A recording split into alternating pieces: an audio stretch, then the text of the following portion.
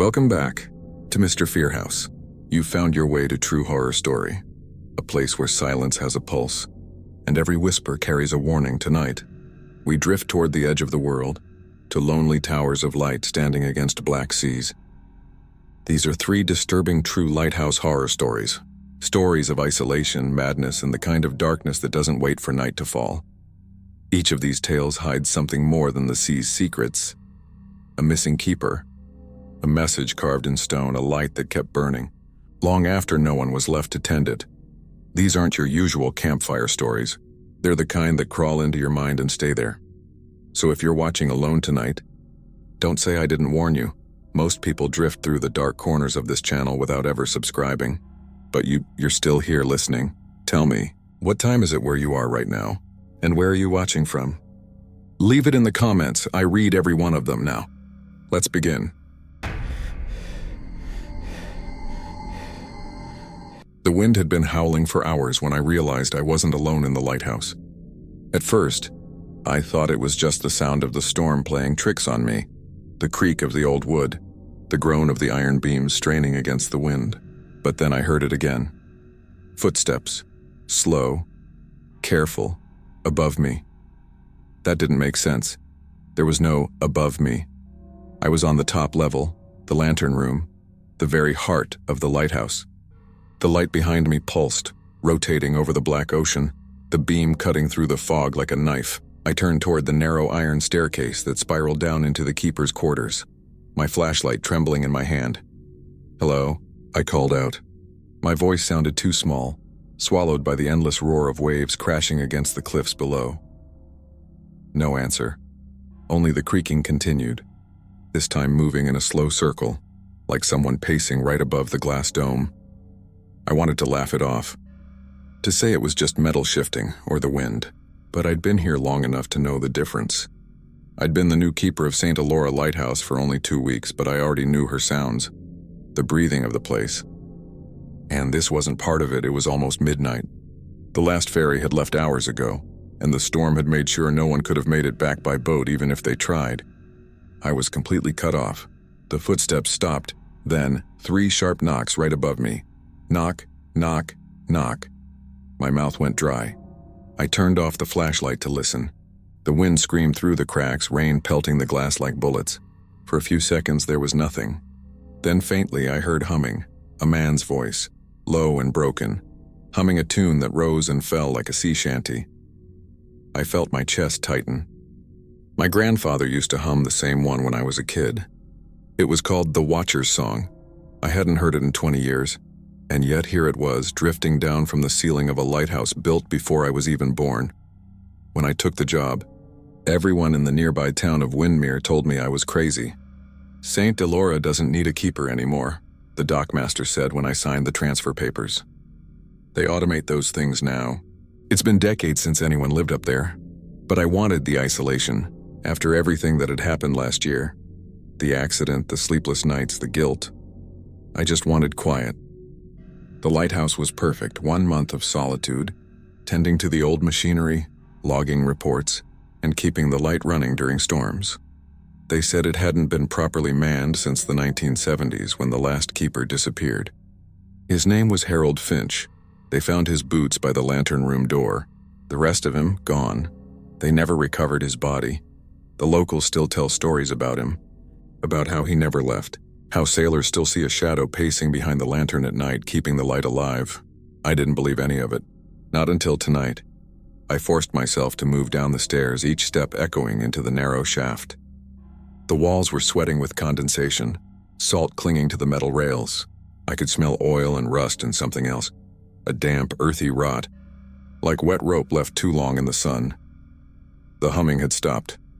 I reached the keeper's quarters, the small circular room lined with peeling wallpaper and rusted instruments. My logbook sat open on the desk, the page fluttering in the wind coming through the cracked window. I crossed the room, shutting it tight, but as I turned back, I noticed something that made my stomach twist. My coffee mug, the one I'd left beside the logbook, was moved. It wasn't much. Just a few inches closer to the edge of the desk, but I was sure I hadn't touched it since sunset. That's when I saw the boot prints, 2 of them, dark and wet, leading from the stairs toward the center of the room. I looked down at my own feet. My boots were dry. I followed the prints. They stopped right in front of the old storage locker near the wall, the one I hadn't opened yet. The padlock was still attached, the metal crusted with rust. But the door, it was slightly open. My hand shook as I reached out and pulled it wider. Inside were shelves lined with old tools, empty lantern oil cans, ropes, and a small wooden box covered in dust. I pulled the box down carefully. It rattled. Inside were papers, logs, letters, and a small brass pocket watch. The watch was still ticking. I shouldn't have opened it, but I did. The moment I flipped it open, I heard a faint click, like a gear locking into place, and the humming started again. Much louder this time, as if someone were standing right behind me. I spun around, the box dropping to the floor. No one was there. The air went heavy, like the storm outside had seeped into the room. The lantern above flickered once, twice, then went out completely. The lighthouse was plunged into darkness. I could hear my own breathing, fast and uneven. Then through the blackness, the radio on the desk came to life with a crackle. Elora. "Light, keep it burning." The voice was hoarse, nearly drowned by static. "Who is this?" I whispered, leaning toward it. "Hello?" The signal sharpened just enough to make out a single word. "Keeper," and then silence. I spent the next hour checking the systems. The generator was fine. The power relay worked. The only thing I couldn't figure out was the light. The main bulb had burned out, and not just blown, but shattered, tiny fragments scattered across the floor like frost. I didn't have a replacement that fit. The last shipment hadn't arrived before the storm hit, so I did what any keeper would do. I went down to the basement to find the backup lamp. That was my first mistake. The basement wasn't like the rest of the lighthouse. It was older, carved from stone, damp and uneven. The stairs groaned with every step. My flashlight flickered, casting quick flashes across rusted pipes and old shelves. I kept expecting to see movement between the shadows. When I reached the bottom, I found the backup lamp sitting on a crate. Next to it, half buried under a tarp, was something that made my blood run cold. A uniform. The old-style keeper's jacket, navy wool with brass buttons. The kind they stopped using in the 60s. It was stiff with salt, like it had been soaked in seawater. And on the collar, barely visible under the grime, were two initials stitched in fading thread, H.F. Harold Finch. A drip of cold water hit the back of my neck, making me flinch. I turned my flashlight upward and froze. There was a shape on the ceiling. At first, I thought it was just a trick of the light. But no, it was there. A black human-like shadow pressed flat against the stone, arms stretched wide, its head twisted toward me. Its mouth was open. The flashlight flickered again. When it came back on, the shadow was gone. Something behind me moved. A soft scraping sound like wet boots sliding across the floor. I didn't turn around. I ran. By the time I made it back to the lantern room, my lungs were on fire. The light was still out, the storm outside even worse than before. The radio had started whispering again, but now it wasn't words, just static with faint breathing underneath. I slammed the door, bolted it, and collapsed beside the window. Lightning flashed across the ocean, illuminating the jagged rocks below. For a split second, I saw a figure standing on the cliff edge, tall, still, wearing a dark coat that whipped in the wind. When the lightning faded, the figure was gone. The next strike came 30 seconds later. And this time, the figure was closer, right at the base of the lighthouse, just staring up. I yanked the blackout curtain closed and turned off my flashlight. My heart was hammering so hard I thought it would break through my ribs. The footsteps started again, slow, steady, climbing the metal stairs outside, step, step, step. I backed away from the door, gripping the broken flashlight like a weapon. The footsteps reached the landing, then stopped. Silence. I held my breath. A faint shadow moved under the crack of the door. Then came the voice, the same deep, broken hum I'd heard before, but this time, it was words. Light must stay on. Keeper must never leave. The door handle turned, and the light, the massive beacon that had been dead for hours, flickered back on by itself, flooding the room with a blinding glow. In that white flash, I saw him standing on the other side of the glass, soaked, pale, smiling, the old keeper, Harold Finch. I didn't sleep that night. I couldn't. The image of his face, white as salt, eyes clouded like fogged glass, burned into my mind. Every time I blinked, I saw him again, standing outside the lantern room, rain dripping off his coat, mouth twisted into that lifeless smile. When the sun finally rose, the storm was still raging, and I realized the impossible. The light was still on, I never fixed it. The main bulb had shattered, but somehow the beam kept turning, sweeping across the gray ocean like nothing had happened. I tried convincing myself that maybe the system reset, or some emergency backup had kicked in. But that didn't explain the humming, faint but steady, still echoing through the stairwell. It was coming from below. By late morning, the fog outside thickened until I couldn't even see the rocks at the base. The air in the lighthouse felt heavier, like it was holding its breath. I made coffee and sat by the logbook, trying to convince myself to write down what happened. But the pen trembled too much in my hand. Instead, I wrote a single line. "The keeper is still here." I didn't know why I wrote it. It just felt true. Around noon, the radio crackled again. This time, it wasn't static. It was a voice. "This is Coast Station 7, St. Elora, do you copy?" My heart jumped. I grabbed the mic. "This is St. Elora, I copy. Coast 7, I need assistance. The signal cut, then came a faint reply. But it wasn't from the Coast Guard. "Light must stay on." I froze.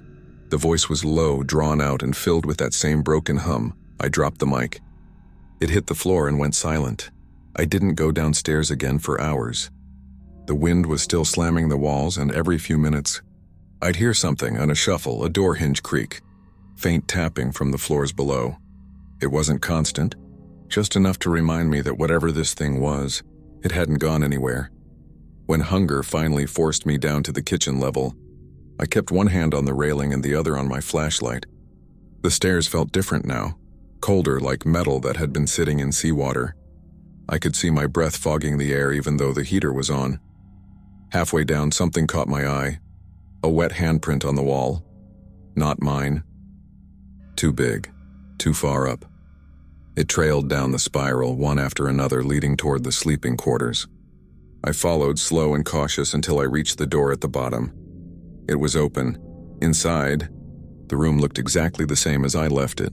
Bed unmade, logbook on the desk, except for one thing, the wooden box from the night before. It was sitting in the middle of the bed, wide open. The papers inside were gone, replaced with a single object, a brass key. Attached to it was a small tag with a number written in faded ink. B3. I didn't know what that meant at first. Then I remembered. The basement had numbered storage rooms built into the stone foundation. Old maintenance spaces used before automation. Room B3 was locked when I explored last week. I'd even made a note about it. Now I had the key. I should have waited. I should have called for help again, or at least waited for the storm to break. But curiosity, or maybe something else, pulled me down. The lower I went, the colder it got. The walls were slick, the air thick with salt and something sour underneath like old fish left to rot. My flashlight barely cut through the fog drifting down there. The door to B3 sat at the far end of the hall, half buried in the rock. The key slid in perfectly. The lock clicked. I pushed the door open. The smell hit me first, sharp, metallic, damp. Inside, the small stone room was filled with water up to my ankles. Old furniture, broken crates, and a rusted cot sat half submerged. A lantern hung from a nail, still swaying gently even though there was no wind. And then I saw the carvings, all over the walls, hundreds of scratches, etched deep into the stone. Some were letters, others symbols, circles, triangles, words scrawled in shaky, desperate handwriting. I leaned in closer to one. It said, "He never leaves." Another, "The light binds him." And then, one more carved deeper than the rest, almost gouged into the rock. "If you turn it off, he takes your place." My chest tightened. I stumbled backward, slipping in the water, my flashlight shaking wildly. Something brushed my leg. A rope? Seaweed? I pointed the light down. It wasn't rope, it was hair. A clump of wet gray hair floating just beneath the surface. I backed toward the door, heart pounding. My boot caught on something solid. I looked down. A hand, pale, wrinkled, still gripping the edge of the cot. I screamed and ran. By the time I reached the stairs, I could hear footsteps behind me. slow, dragging, wet. I didn't look back. I just kept climbing until I slammed the hatch shut at the top and locked it. The air inside the main level was freezing. My hands were shaking too hard to hold the flashlight steady. I stumbled to the desk and grabbed the radio. "This is St. Elora Lighthouse," I gasped. "If anyone hears this, I need immediate evac. There's someone down here," the radio hissed. Then, a faint reply, but it wasn't Coast Guard. It was me. My own voice repeating my words back, slightly distorted. "This is St. Elora Lighthouse. I need evac." The transmission looped again and again until it turned into static. Then faintly underneath it, humming, that same damn song. The Watcher's song. I spent the rest of the day barricaded in the lantern room, sitting in the flickering light, trying not to fall apart. I kept telling myself, I'd imagine things, stress, isolation, maybe, even cabin fever, but that didn't explain the footprints on the floor, or the dripping handprint that appeared on the inside of the lantern glass, one on the side facing me. By nightfall, the storm had gotten worse. Waves pounded the rock so hard the whole structure trembled. I could hear metal groaning deep within the tower, and beneath it all, footsteps coming up again. Step, step, step. I moved to the window, forcing myself to look. Lightning flashed across the ocean, and for a split second, I saw him again halfway up the exterior stairs, face tilted toward me. Only this time, I noticed something new. He was holding the same brass key I'd found earlier, and he was smiling wider. I backed away, tripping over a toolbox. The crash echoed through the room. I grabbed the flashlight and aimed it toward the door. Just as the knob started to turn, I shouted, "Don't come in." But the voice that answered wasn't human anymore. "Keeper must stay." The door rattled violently. I shoved a chair against it, heart racing, breath shallow. The banging stopped, replaced by whispering. Dozens of overlapping whispers just beyond the door. They sounded like pleading. "Keep the light on. Don't let it die. He'll take you." Then silence. The bulb above me flickered once, then went out. The entire room plunged into darkness. I turned my flashlight toward the lantern glass and then froze. Outside, the storm had gone completely still. No wind, no waves. Just a dead, unmoving fog surrounding the lighthouse. In the distance, faint lights blinked, dozens of them, like lanterns on the water. Then I realized they weren't boats. They were faces. Pale, half-submerged faces staring up from the ocean, eyes glowing faint white, mouths open but unmoving, and they were all humming. I stumbled back, the flashlight shaking so badly the beam trembled across the walls. The radio came to life again, but this time it was just one phrase, repeated in that same broken voice. "The keeper never leaves. The keeper never leaves." Over and over, until I couldn't tell if it was coming from the radio or from the walls themselves. Then, all at once, and the lantern flared back to life, flooding the room in blinding white light. When my vision cleared, the fog was gone. The storm was gone. The sea below was calm again, stretching endlessly under the pale moon. Everything was quiet. Too quiet. I let out a shaky breath and leaned against the glass, trying to convince myself it was over. That's when I noticed my reflection. It wasn't moving with me, it was smiling. When I woke up, the coffee on the desk was still warm. That shouldn't have been possible. I didn't even remember falling asleep. The last thing I recalled was sitting by the lantern window staring at my reflection. That smiling reflection, until exhaustion finally dragged me under. But now, the sun was out. The storm had passed. The ocean stretched calm and endless beneath a pale sky. For the first time in days, the light wasn't flickering. It spun smoothly, silently, as if nothing had happened at all, except for one thing. There was a new entry in the logbook, written in perfect, neat handwriting. Light kept steady. Keeper vigilant. Weather clear. H. Finchy stared at it for a full minute, trying to process it. I hadn't written it. I swear I hadn't, and yet, the ink was fresh. Still wet when I ran my finger over the edge of the letters.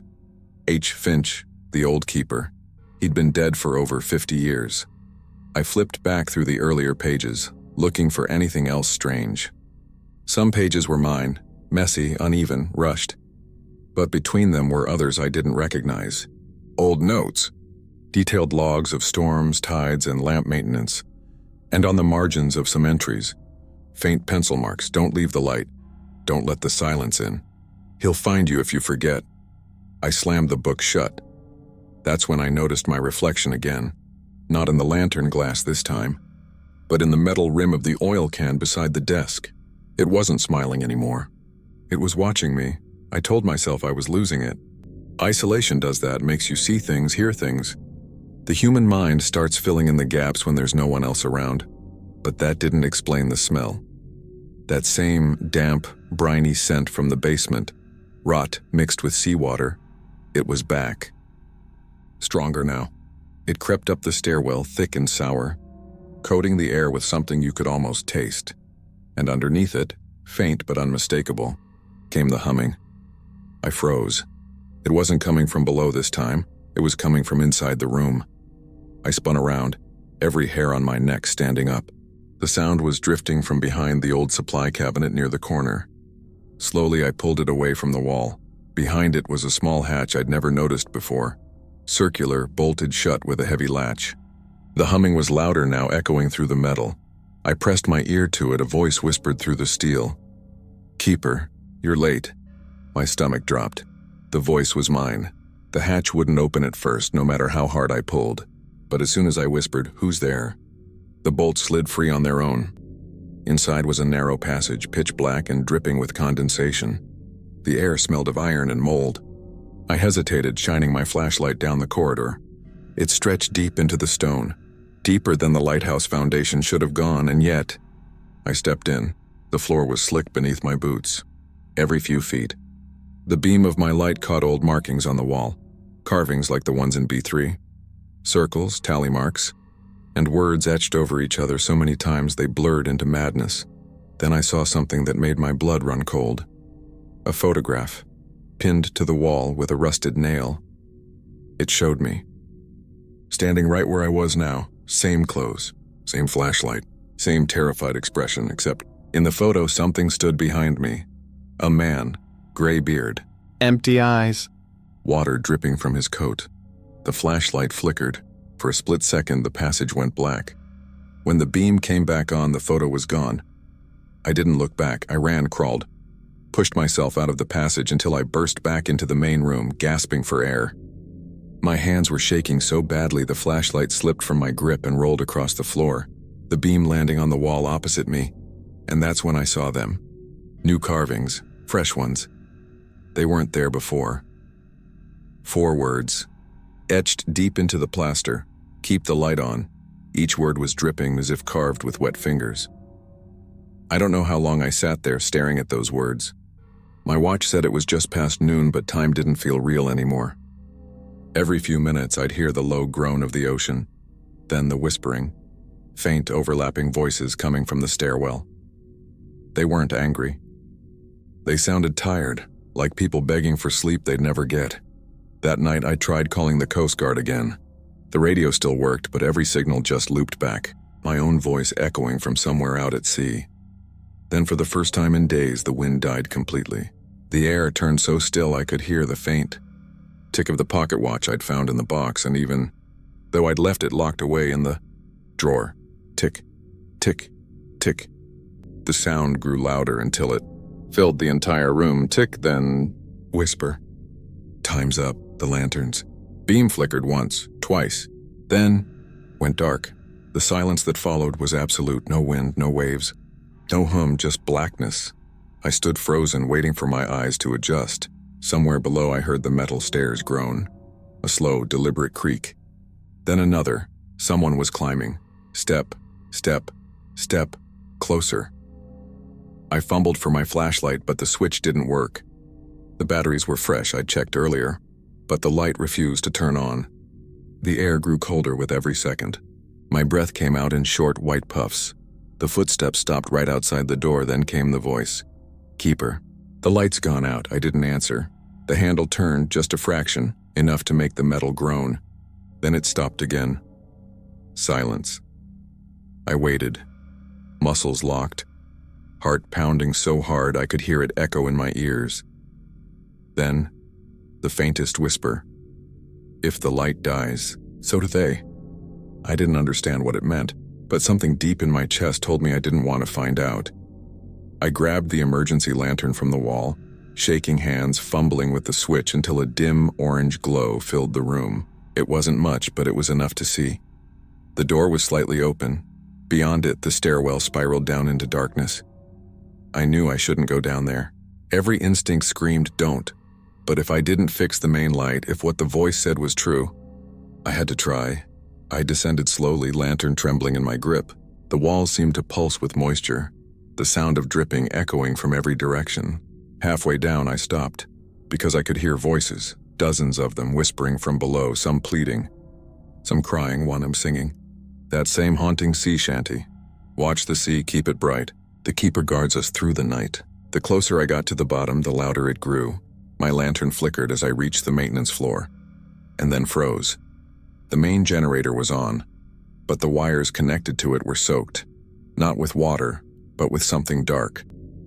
The air smelled metallic, blood, and standing in front of it was a figure. He was facing away from me, coat drenched, one hand resting on the switch that powered the light. His head tilted slightly as if listening to something far away. "Finch?" I whispered.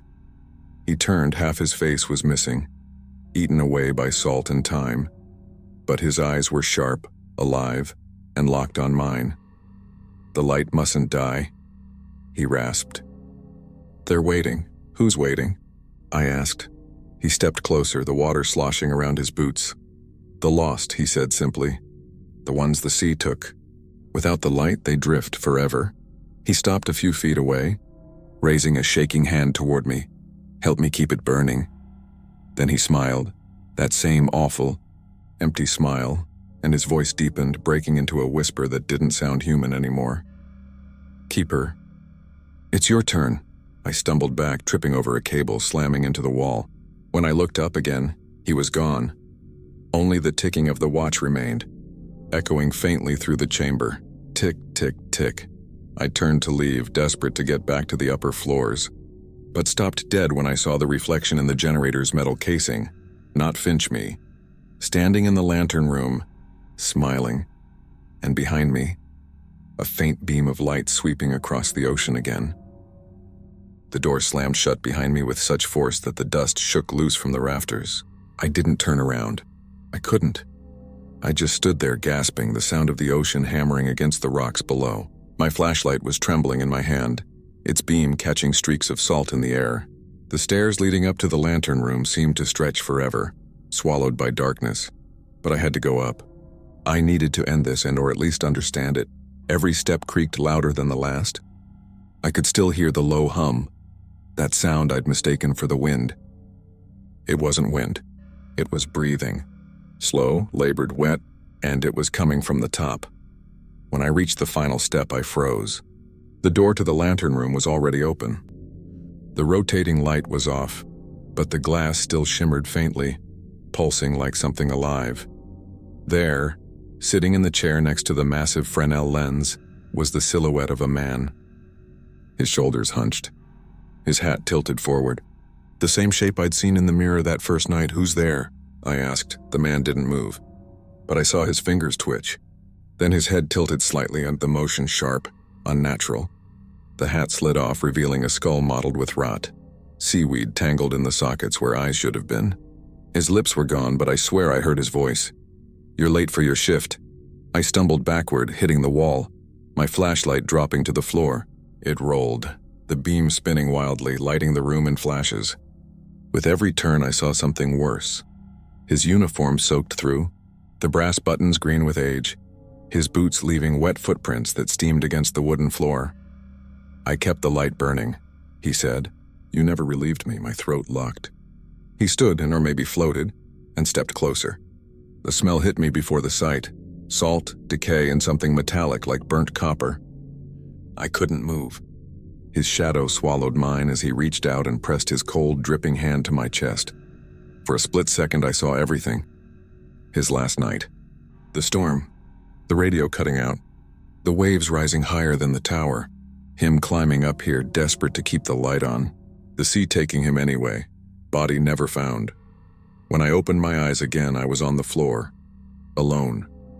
The lamp was burning bright, brighter than it ever had before. The air was heavy, buzzing. My watch said 2:17 a.m., but when I looked down, my hands weren't steady anymore. They were trembling, cut and wet. My skin had turned pale, veins darkened under the surface. I touched my chest where he'd pressed his hand, and it burned, deep and cold. I stumbled down the stairs, my boots echoing the sound of the ocean louder now, angry. I could hear the radio crackling again, that same static. Then the voice. "This is Keeper 3. Light secured. Shift complete," but I didn't say it. My lips moved, but the words weren't mine. When I reached the bottom, I grabbed the door handle more, but it wouldn't budge. The bolts were rusted over. The sound of waves crashed harder, closer. Water began seeping in through the floorboards. I ran to the window. Fog pressed against the glass like hands. That's when I saw it. A ship out there in the mist. Its deck lights flickering, no sound, no movement. Just a silhouette drifting closer. And for a heartbeat, I thought I saw myself standing on its deck. Watching the lighthouse, the radio crackled again. "Keeper 4 reporting for duty." The air went still. The light above me flickered once, twice, then stopped. I don't remember falling asleep, but when I woke up, it was daylight. The storm was gone. The ocean calm. Everything looked normal, except the chair in the lantern room wasn't empty anymore. The hat was back on the desk. The logbook was open, and on the page, written in fresh ink, were the words, "Light never dies. Keep the watch. I should have left right then. I should have taken the boat and never come back." But I didn't, because when I looked out at the horizon, I saw the same fog rolling in again, slow, deliberate, like it was alive, and somewhere inside it, a voice whispered my name, so I turned the lamp back on, and I waited, because the keeper never really leaves. He just passes the light to the next one.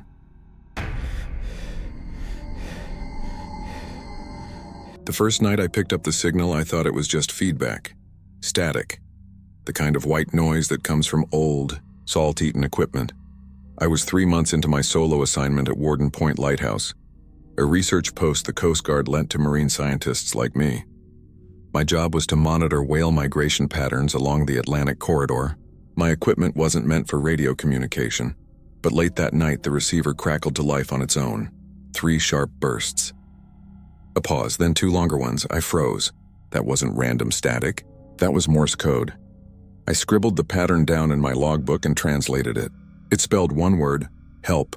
At first I laughed it off, maybe a fishing vessel testing their signal, or some kid with a ham radio screwing around on marine frequencies. But when I replayed the recording, something else chilled me.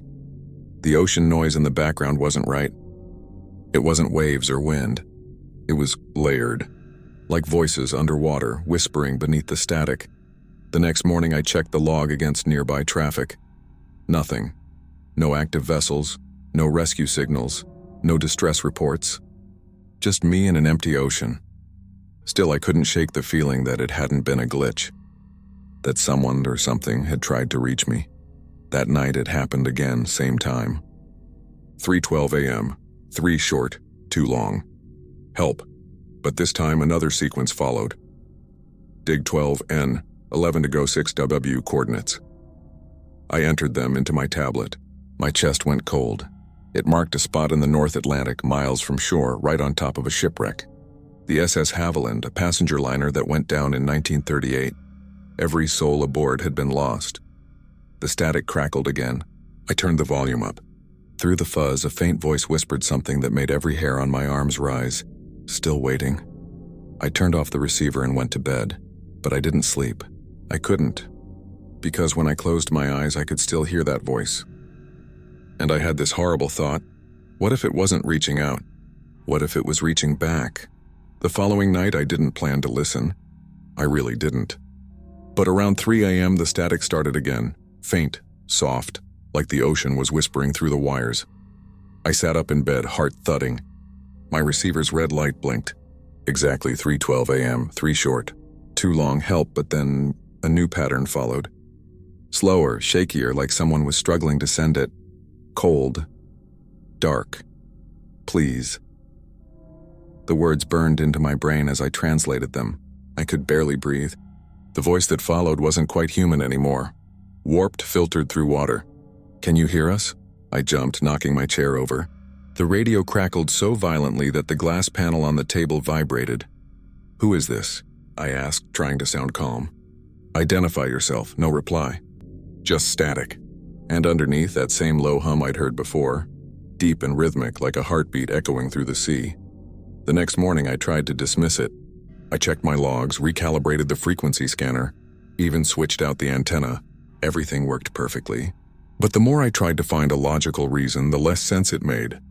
The signal was too old-fashioned for modern ships. The voice, and if it was a voice, sounded pre-war, like something recorded on brittle vinyl. By day 3, I stopped pretending it was nothing. At 3:12 a.m., I was already waiting.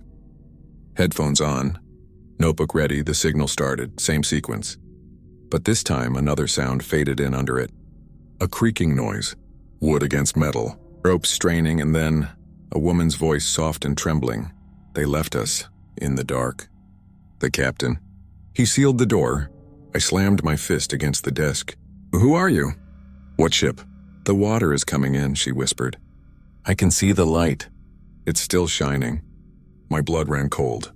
The light, she was talking about my lighthouse. I ripped the headphones off and stumbled outside. The ocean was pitch black, the sky moonless. But far out there, maybe half a mile from shore, I saw a shimmer. Faint yellow flickers moving across the waves like lanterns. I blinked, and they vanished. The next day I called my supervisor in Boston. He sounded tired, uninterested. "Probably interference from a trawler," he said.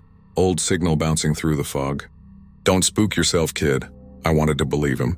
But that night I found something that made belief impossible. When I came back inside, my logbook was open on the desk. The page I'd left blank now had fresh ink on it, dripping, smeared like someone had written it with a trembling hand. 3 words, "We see you," and below that, 3:12 a.m. By the 3rd week, sleep wasn't an option anymore. Every time I closed my eyes, I saw the flicker of those lights on the horizon and heard that voice whispering from the static. 12 a.m., always 3:12. I started recording everything, video, audio, system logs, even my own voice notes. I needed proof that I wasn't losing my mind. But each night the recordings changed. When I played them back during the day, the voice wasn't there anymore. Just the ocean, the hum of the tower, and my own uneven breathing. But when I played the tapes after dark, the whispers came back, sometimes closer, sometimes in the background like a conversation between 2 people just outside the room. And one night it said my name. Not once, over and over. "Evan, hearing your name in the dark, in a voice that shouldn't exist, does something to your brain." I froze in place, staring at the receiver as the static throbbed like a heartbeat. The signal shifted, becoming erratic. Bursts of short and long tones overlapping like multiple senders trying to talk at once. I started translating, my hands shaking. The words didn't make sense at first, fragments of desperation, cold, trapped. "Light, see us, open." Then beneath the static, a new sound, a dragging noise, like something heavy scraping across metal. The entire lighthouse seemed to groan, like it was reacting. The lights flickered. I grabbed my flashlight and ran upstairs toward the lamp room. The beam was still sweeping across the sea, but the air felt wrong, heavy and wet, as if the fog had seeped inside. I could see my breath, and when I looked through the glass, I saw something impossible. The water wasn't calm. The waves had stopped moving. The surface was flat, a mirror flat, reflecting the lighthouse perfectly.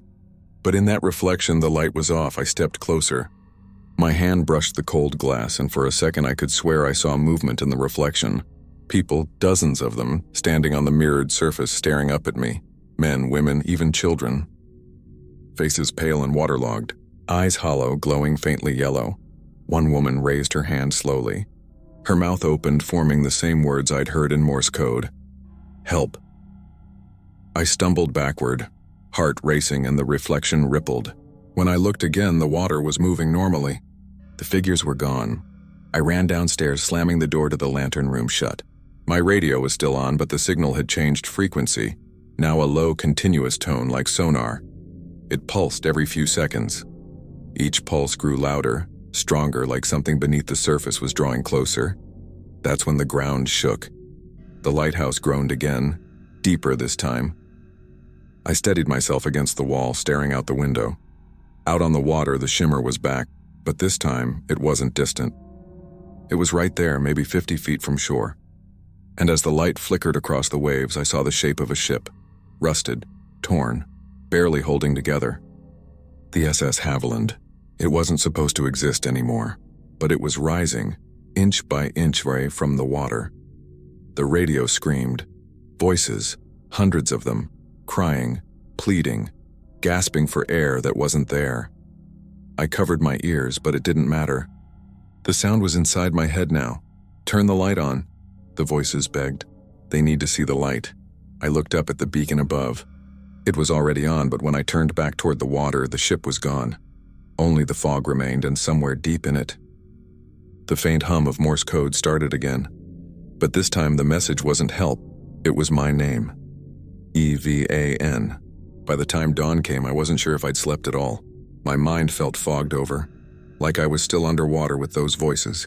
Every surface in the lighthouse was damp, as if the ocean had seeped through the stone. Even my notebooks were swollen, ink running together in blue smears. I wanted to leave. God, I wanted to. But the weather had turned violent again, and my supply boat wasn't due for another week. I was trapped here, just me, the static, and the thing pretending to be the sea. That night, I decided to record everything live. I set up my camera facing the radio desk, adjusted the microphone, and waited. 3:12 a.m. came fast. Static filled the air, louder than before. My stomach twisted as I heard the first bursts of Morse code. But this time it wasn't help, it was welcome back. The words hit me so hard I stopped breathing. The receiver screeched and I heard a new sound, a deep grinding tone that made my teeth ache. I turned toward the window.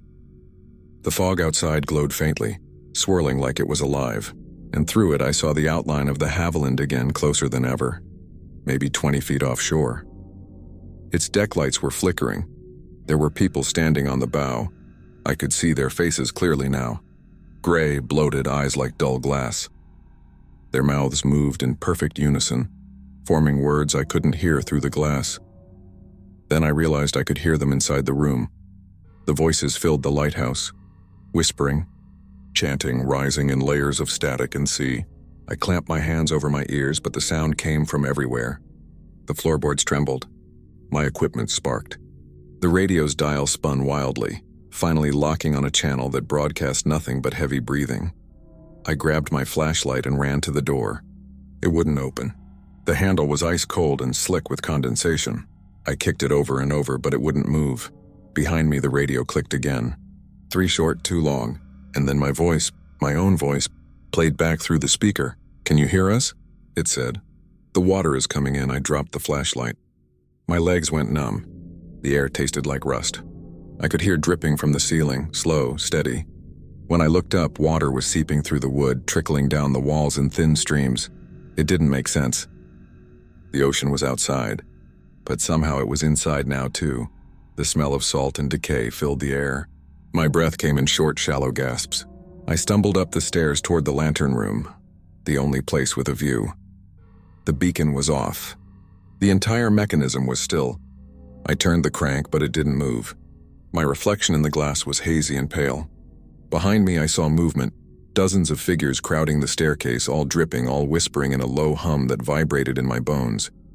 "You left us," they said together. "You never turned the light on." I shook my head, backing away. "That wasn't me.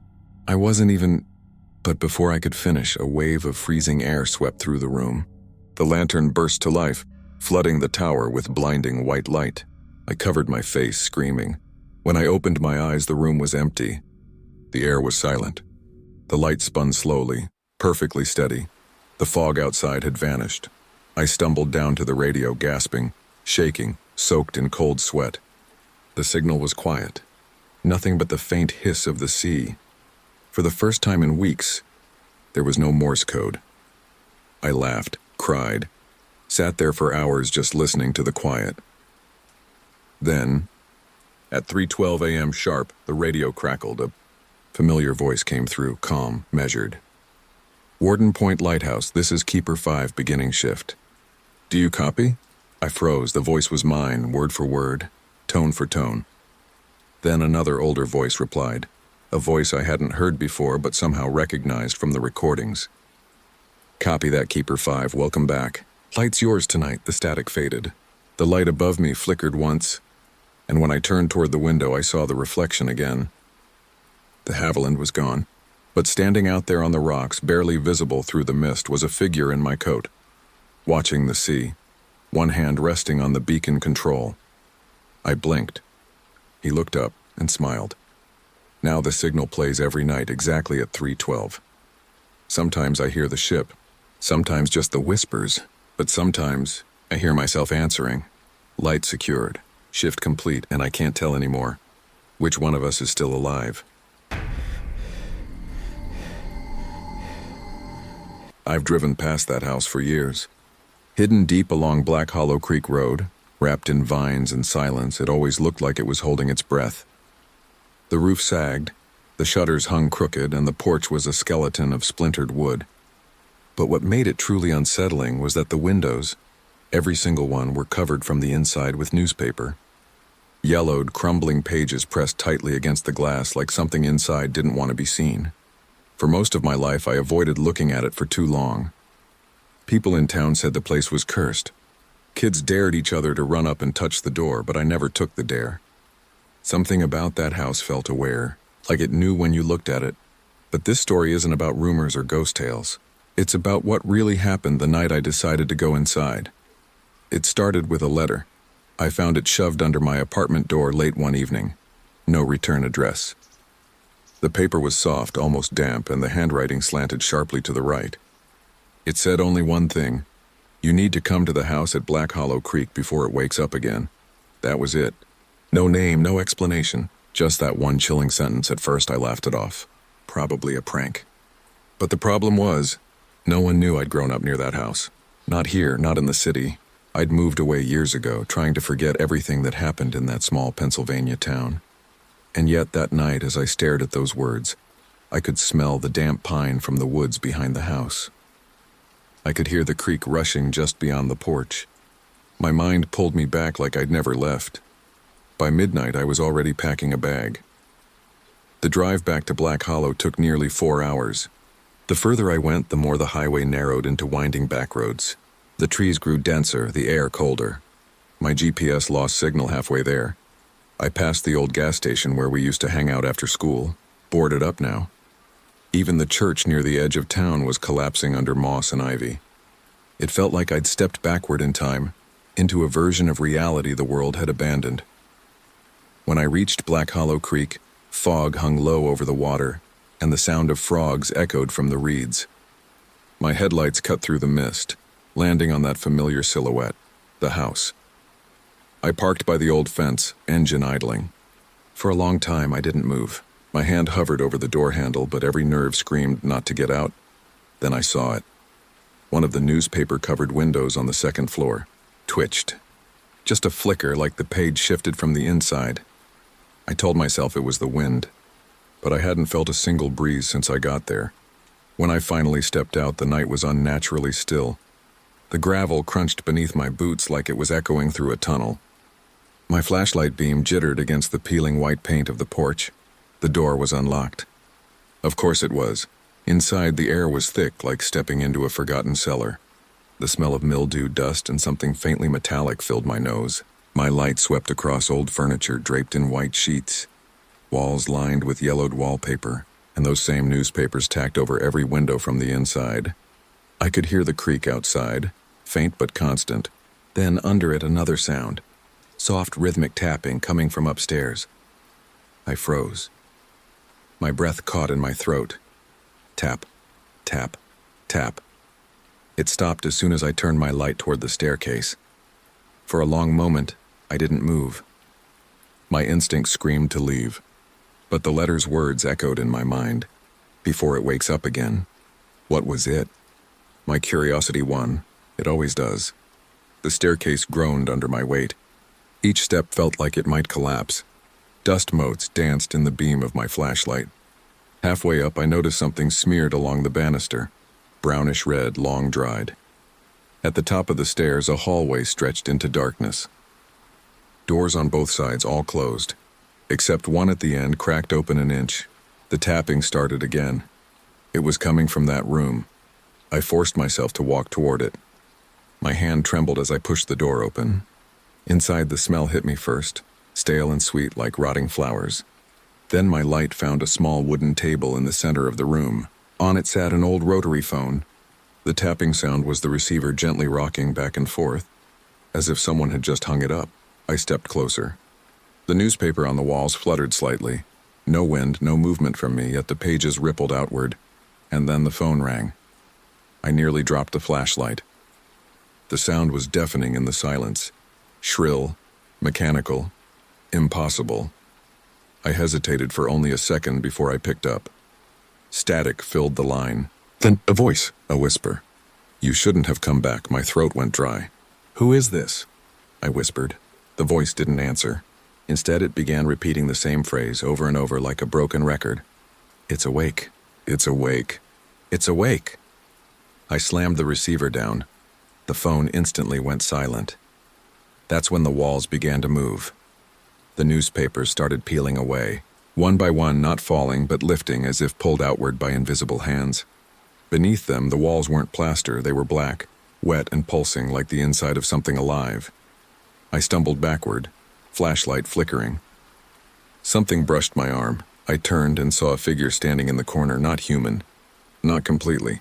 It was shaped like a person, but tall, distorted. Its head tilted at an impossible angle. Its skin was pale gray, eyes like two holes cut into paper. It whispered the same words I'd heard on the phone. "It's awake." Then everything went dark.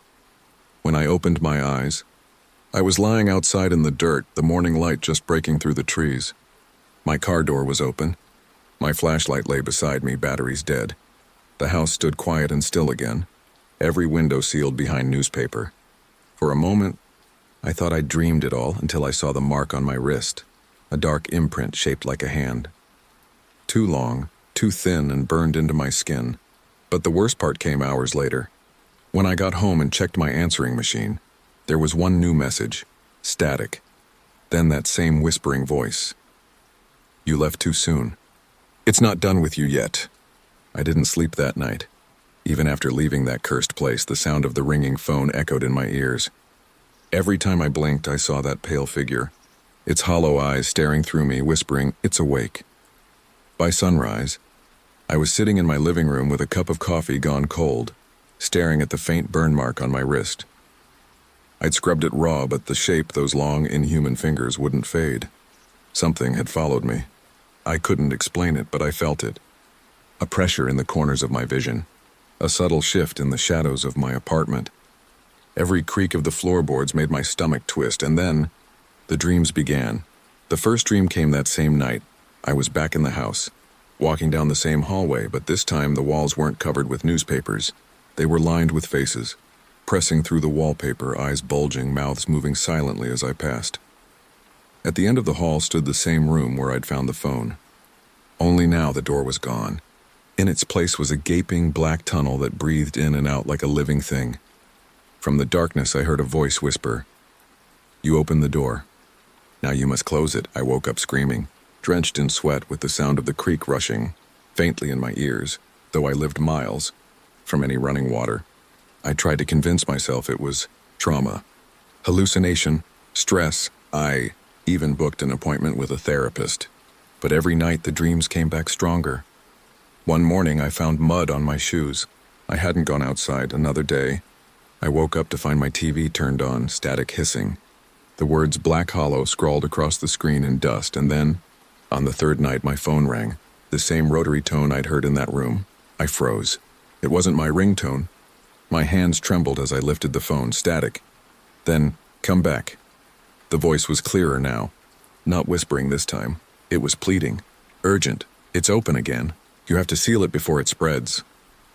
Before I could speak, the call ended. When I looked down, my wrist was bleeding from the burn mark. The next morning, I made a decision. I packed my flashlight, gloves, a crowbar, a can of gasoline just in case, and drove back to Black Hollow Creek. Something deep down told me this wasn't over. The house wasn't done with me. And maybe it never had been. The roads were emptier than before, the sky gray and heavy with rain. By the time I reached the bridge near the creek, Thunder rolled over the hills like something growling in the distance. The house stood exactly as I remembered it, silent, ancient, waiting. Only this time, one of the upstairs windows was uncovered. A single newspaper sheet hung half off the glass, fluttering in the wind like a torn flag. Someone or something was inside. I parked closer this time, leaving the engine running. My flashlight beam wavered as I stepped onto the porch. The door creaked open on its own before I could touch it. "All right," I muttered to myself, voice shaking. "You want me back? I'm here." Inside, the house was darker than before. The air was colder, heavier. The floorboards groaned like something was shifting beneath them. Every wall looked alive, paper breathing in and out with faint movement. As I moved deeper inside, I noticed the smell. Metallic again, stronger now. It led me straight to the staircase. There, at the bottom step, something new had appeared. A trail of muddy footprints, bare, long-toed like a human's but stretched unnaturally wide. They glistened wetly as if freshly made. They led upstairs. Halfway up, the air began to hum, a low vibrating tone that crawled into my bones. My vision blurred around the edges. When I reached the top, I realized every door in the hallway was now wide open, except one, the same door from before, the one that had been cracked open the first time. Now it was closed, tightly shut, the frame pulsing faintly like it was breathing. Something behind it scratched, slow, deliberate. I gripped the crowbar tighter and stepped closer. The scratching stopped, then a whisper muffled through the wood. "Don't open it, please." It wasn't the creature's voice. It was human, familiar. My stomach turned cold when I recognized it.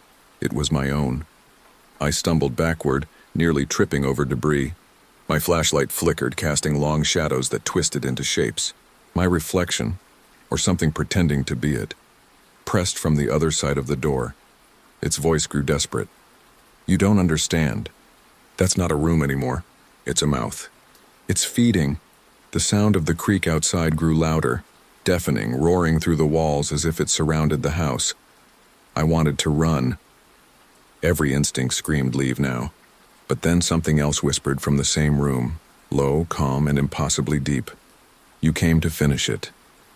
The door handle began to turn slowly. The air temperature dropped instantly. My breath came out in clouds. The smell of rot filled the hallway. The handle turned once, twice, then the door burst open. Darkness poured out, literal blackness, thick and heavy, spreading across the floor like smoke. My flashlight beam died the second it touched it, and in that blackness something moved, a mass of twisting limbs, faces half-formed, mouths opening and closing silently. It wasn't one creature, it was many, fused together, writhing as if trying to escape itself. Their whispers overlapped, forming a chorus of agony. "It's awake. It's hungry. You brought the key." I stumbled backward, my shoulder hitting the wall. "What key?" I shouted, panic cracking my voice. Then I felt it, the burn on my wrist searing again. The mark glowed faintly red, pulsing in rhythm with the sound of the creature's breath. I realized the truth. I was the key. That thing in the house wasn't just calling me back. It needed me to stay. To keep the door between its world and ours open, the whispers grew louder. My flashlight flickered one last time before dying completely. In the dark, dozens of cold fingers wrapped around my ankle and pulled. I screamed, kicking, clawing at the floorboards, but the blackness swallowed my legs, then my chest. I could feel myself sinking, not into the floor, but through it, through the world. Then, just as quickly, it released me. I slammed onto the floor, gasping. The house was silent again. The door shut. The air still, but now, the burn on my wrist was gone. Instead, carved into my skin were 5 new words, written in deep red welts. "You closed it too late." I ran, down the stairs, out the front door, into the rain. I didn't stop until I reached my car. The moment I slammed the door, I looked back. The house was gone, no structure, no foundation. Just the creek flowing silently through where it used to stand. But even from a distance, I could see something rippling beneath the water, faces pressing against the surface, trying to break free. I drove until I saw the first gas station light in miles. Parked. Sat there shaking, soaked in sweat and rain. Then my phone buzzed, a text message. No number, just one sentence. You didn't seal it. It's already spreading. Before I could react, the lights in the gas station flickered. Every screen, ATM, fridge, fuel display, went black for a second, then flashed the same two words. Black Hollow. It's been 4 days since I escaped that house, or whatever that place was pretending to be. But escape doesn't feel like the right word. You can't escape something that's already inside you. Since that night, my life has stopped feeling real. I keep the curtains closed, sleep with the lights on, and still I see the water. The same dark, rippling surface from Black Hollow Creek, sliding across my walls when I blink too long. The dreams have gotten worse, too. Every night I'm back there, standing knee-deep in the creek as something massive stirs beneath. The water turns to ink, the moon vanishes, and a dozen hands reach up to pull me down. When I wake, my bed sheets are damp and the sound of rushing water fades only after sunrise. But the worst part isn't the dreams. It's that I'm not the only one having them. 3 days ago, my friend Ethan called me. Panicked. He said he'd seen something strange in his bathtub. Muddy water, bubbling like something was moving underneath. He joked that maybe I was contagious, but his laugh was nervous, forced. The next day, he stopped answering my calls. This morning, I got a voicemail from his number. You didn't close it, man. It's in the drains, then gurgling, wet choking sounds, and silence. I didn't call the police. What would I say? Hey, my friend might have been eaten by a cursed creek I accidentally opened. I knew I had to go back, not because I was brave, because if I didn't, this thing would spread, and it would find me no matter where I ran. So tonight, I'm driving back toward Black Hollow Creek. It's almost midnight. The road looks different now, like it's older, wrong somehow. Trees arch over it like twisted ribs. The rain hasn't stopped since I left. It drums against the windshield in erratic bursts like impatient fingers. Every mile closer, my chest tightens. My headlights flicker. The GPS loses signal, then reconnects, then displays one word. Home. My hands are shaking so badly I can barely hold the wheel. But I keep driving. When I finally reach the spot, I almost don't recognize it. There's no house, no debris, no sign that anything ever stood here. Just the creek, wider now, darker, moving with a slow pulse like it's breathing. But something new catches my eye. In the mud near the bank, 3 sets of footprints, bare, human. One smaller than the others. Ethan had a wife and daughter. I want to vomit. My flashlight beam trembles as I follow the prints to the water's edge where they stop, abruptly like they walked straight in. The creek ripples, and then I hear it. My name. Come back. It's Ethan's voice. Please help us. The water shifts again, and I swear I see shapes beneath the surface, faces pressing upward, eyes wide and pleading before being yanked back into the depths. Something inside me snaps. I step closer. The ground beneath my boots sinks, sucking me down like quicksand. The smell of rot hits me hard. I drop to my knees, clawing at the mud to stay balanced when the water suddenly goes still. Completely still. The silence is so thick I can hear my heartbeat pounding in my skull. Then, from the center of the creek, bubbles rise, slow, deliberate. One after another, a shape breaks the surface. It's not human. Not entirely. A twisted figure made of water, mud, and shadow, rising higher with each ripple. It has no clear face, just an impression of one, like it's trying to remember how to look human, and then it speaks. You opened the way. You kept it alive. You're the bridge. I stumble back, tripping over a root. I didn't mean to, I shout. I didn't know what I was doing. It tilts its head. The movement is eerily human. You answered the call. That is enough. Its voice isn't one sound, it's hundreds overlapping, blending into a horrible chorus that feels like it's coming from inside me. Seal it, or become part of it. I don't remember deciding to move. But suddenly I'm knee-deep in the creek. The cold burns my skin. The current tugs hard like it wants me closer. My flashlight flickers, catching something beneath the surface, metal. It's the same rotary phone from the house. Perfectly preserved, lying in the silt. The cord trails off into the dark like a vein. The second I touch it, the air changes. The creek falls silent. The phone starts ringing underwater, slowly, rhythmically. I hesitate, then pick it up. The voice on the other end is faint, distorted, but clear enough. You have one chance. Say the name. What name?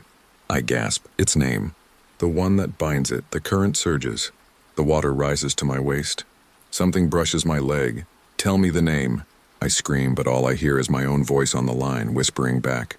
Calm, emotionless. You already know it. And then it hits me. The mark on my wrist. The letters that burned there before. I'd read them wrong. You closed it too late. But if I look closely, if I rearrange them, the shapes and the scars form something else. A word. A name. Locken. The instant I say it, the creek explodes. Water erupts around me, slamming into my chest and throwing me backward onto the bank. The air turns freezing cold. The figure in the water screams, an inhuman, ear-shattering wail that makes my teeth ache. The creek begins collapsing inward, like a drain being unplugged. The current spins faster and faster, sucking everything into a spiraling black void at the center. I crawl backward, mud in my mouth, lungs burning. My flashlight rolls toward the edge, and just before it falls in, I see what's forming inside the whirlpool. Hundreds of hands reaching up, grasping, pulling each other down. Then silence. The water is gone. The creek is just an empty, muddy scar in the earth. I lie there for a long time, shaking. Rain falls lightly now, almost gentle. When I finally stand, the only sound left is the wind moving through the trees. It's over. At least, I think it is. I stumble back toward my car, shoes squelching in the mud. I reach the door, fumbling for the handle, when I notice something on my rear window. Words written in dripping streaks of brownish-black mud. It's not water anymore. My breath catches. I glance down the hill toward where the creek used to be. It's filling up. Again, not with water this time. Something thicker, oily, dark, and it's spreading. Slick trail already snakes its way through the dirt toward the road. I jump into the car and hit the gas. Tires spin in the mud before catching traction. As I speed away, I can see it in the rearview mirror. The black liquid crawling over the land like veins. The rain isn't washing it away. It's feeding it. Within minutes, the entire forest looks drenched in oil. I drive until my tank is nearly empty, until I hit a stretch of highway where the world feels normal again. Streetlights, power lines, open sky. But even here, the storm clouds hang low, heavy and gray. When I stop at a diner on the outskirts of town, the waitress greets me with a tired smile, until she sees the mud on my shoes. Her face drains of color. You came from Black Hollow? She whispers. How do you... I start. She points to a newspaper behind the counter.